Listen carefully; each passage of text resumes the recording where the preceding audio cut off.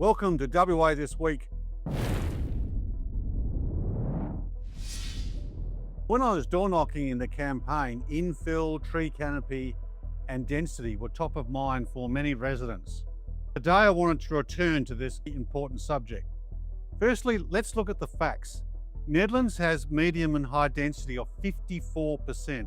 That's twice the metro and national average. Nedlands has the highest density for any non-CBD electorate in WA, the highest. Joondalup has just 16%. So despite the facts, Mr Carey continues to scold residents for daring to call out their private property rights, when communities are simply asking for a balanced and respectful planning outcome. Liberal values are well defined. We believe that local decisions are made at a local level.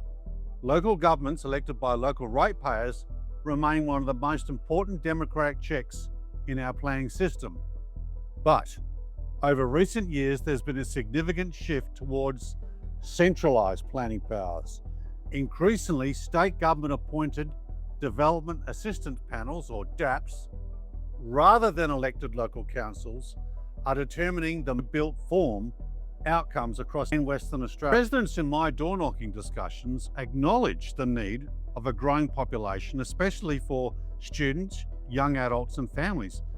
I support sensible development. I wanted to showcase some excellent case studies of sensible development by local people versus what the Minister prefers. Let's look at the good and the bad in reverse order. In August 2023, Minister Carey, with no consultation, sold off this large block astride Subiaco Oval for $22 million to a Malaysian developer UEM for 3 towers, 36, 26 and 11 stories high on an A-class reserve. Despite significant community outrage and the opposition of Subiaco Council, the WA Planning Commission overrode local concerns. But look here, now, nothing to show for it, except a big sign and an increasingly derelict showroom. The overshadowing into schools and local homes, plus the impact of drainage and road congestion, will be very damaging and completely out of character with the suburb. This is top-down command and control behaviour by the Minister.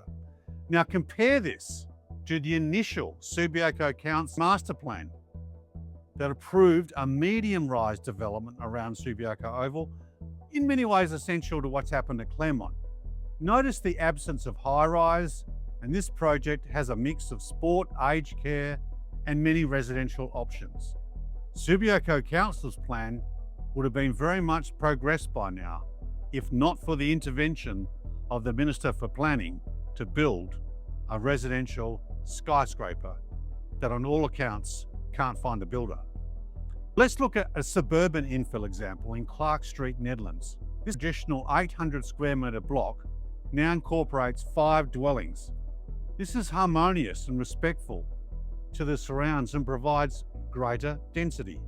Note the quality of the build, the low profile, the retention of the tree canopy. Now, I'm not doing a sales video, but what I'm trying to explain is that sensible density, protection of tree canopy, and limited site coverage, infill, can be done in a respectful and integrated fashion with the full involvement of a council elected by local people. I'd like to hear from you in the comments below.